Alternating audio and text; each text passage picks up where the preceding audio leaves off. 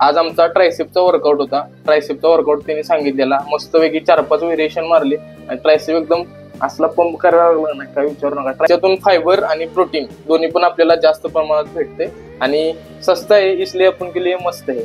आपल्याला वाटतंय लय वेळ आहे आपण करूया, नंतर हे करूया ते करूया, आतापर्यंत मी तेच बोलत आलेलो, त्याच्यामुळे मी आता लय मागं राहिलोय आणि आता मला झेप घ्यायची आहे मोठी, त्याच्यामुळे मी थांबणार नाही। सुप्रभात मित्रांनो, स्वागत आहे तुमचं माझ्या डेली व्लॉगिंगच्या 18व्या ब्लॉग मध्ये।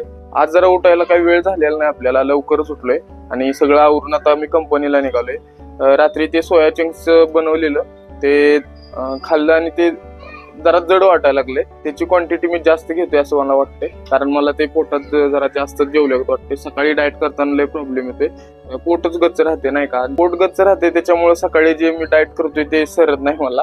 तर बघू आता काय होतंय त्याचं। आता आम्ही कंपनीला जातो आणि कंपनीला जाऊन आल्यानंतर आपण कंटिन्यू करूया। मित्रांनो, सकाळच्या रुटीन मधलं माझं आजचं गणित थोडस गंडलंय, मला जसं पाहिजे ना तसं ते होईना झाले, कारण थोड्या गोष्टी मिस होतात माझ्याकडून। स्टार्टिंग आहे म्हणून मी ते समजून घ्यायला लागलोय, मनाला मी असं सांगायला लागलोय की असू दे मित्रा, स्टार्ट आहे त्याच्यामुळे थोडस इकडे तिकडे कमी जास्त होत राहणार, पण ते मिस होते त्याच्यामुळे सगळं माइंड हलते नाही का। माइंड मध्ये सगळं मी फीड केलंय की असं करायचं, असं झालं पाहिजे, हे झालं पाहिजे। 2-3 दिवस होते आणि 3ऱ्या-4थ्या दिवशी थोडस ते मिस होऊन जाते, कारण गडबड गोंधळ होते। कंपनीला जायला गडबड होत्या, आल्यानंतर गडबड होत्या, जेवण बनवायचं, बॅचलर राहते त्याच्यामुळे जरा जास्त प्रॉब्लेम होते मित्रांनो। सो स्टार्टिंगच्या फेज मध्ये असं होत राहणार आहे, थोडस मलाच ते ऍडजस्टमेंट केलं पाहिजे, टाइम मॅनेजमेंट केलं पाहिजे, ते होईना झाले, झोप पूर्ण होईना झाल्या। रात्रीचं जेवण झाल्यावरती मी ते एडिट करत बसतोय आणि 1 तास त्यात कसा जातोय काही कळत नाही एडिटिंग मध्ये, आणि एक्सपोर्ट करायला आणि 15-20 मिनिटं जाते, म्हणजे टोटल 1-1.5 तास माझा त्यामध्ये जातोय। आणि रात्रीचा माझा मोबाईल बघण्याचा पण वेळ जास्त वाढतोय, त्याच्यामुळं झोप पूर्ण होत नाही। असं थोडस इकडे तिकडे कमी जास्त गोष्टी व्हायला लागल्या, बट आपल्याला हे करत राहायचं आहे, कारण आपण जे चॅलेंज घेतलंय ते आपल्याला कम्प्लीट करायचं आहे आणि व्यवस्थित रेग्युलर त्या गोष्टी करायच्या आहेत। थोड्याशा इकडे तिकडे होतील त्या सगळ्या मॅनेज करून आपल्याला करायच्यात, त्याच्यामुळे काय अडचण नाही, मी करणारच आहे त्या आणि करत राहणारच आहे।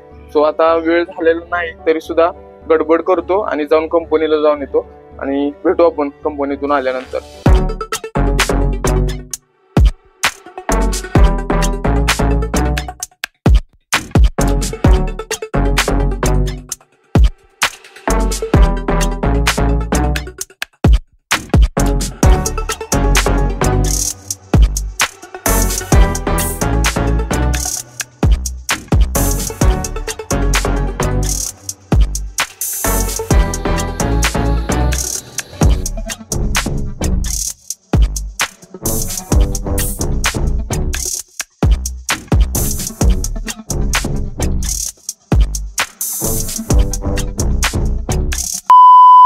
सो मित्रांनो, आता मी जिमला जाऊन आलोय आणि माझं डाएटचं सगळं बनवायला लागलोय। आज आमचा ट्रायसेपचा वर्कआउट होता। ट्रायसेपचा वर्कआउट त्यांनी सांगितलेला, मस्तपैकी 4-5 व्हेरिएशन मारले आणि ट्रायसेप एकदम असला पंप करायला लागला नाही, काय विचारू नका। ट्रायसेप आणि बायसेप एकदम पॅक झालं, सगळं मसल पूर्ण हाताचं विंग सगळ्या पॅक झालत्या, सगळ्या शिरा पॅक झालत्या, कारण छान आम्ही मस्तपैकी ते प्रॉपर मारलेलं। तर मित्रांनो, आता आलोय जिमवरून, इथं आम्ही अंडी शिजत घातलेत आणि इथं माझं हे सोया चंक्सची माझी डिश दररोज बनवतो तशी बनवायला लागली, कारण ह्याच्यातून फायबर आणि प्रोटीन दोन्ही पण आपल्याला जास्त प्रमाणात भेटते आणि सस्ता आहे, इसलिए आपण के लिए मस्त आहे।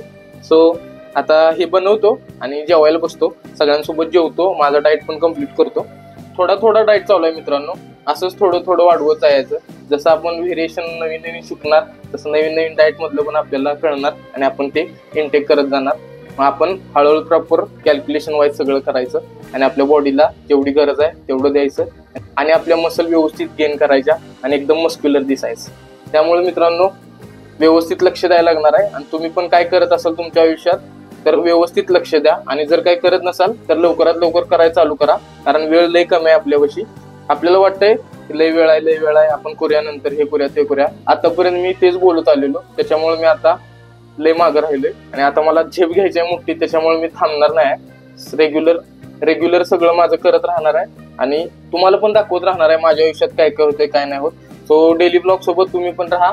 आत्ताच्या ब्लॉगला लाईक करा, शेअर करा, कमेंट करा, सबस्क्राईब करायला अजिबात विसरू नका। असंच नवीन ब्लॉग पाहण्यासाठी आपल्या चॅनलला नक्की सबस्क्राईब करा। भेटू आपण अशाच एका नवीन डेली ब्लॉग मध्ये, तोपर्यंत बाय बाय।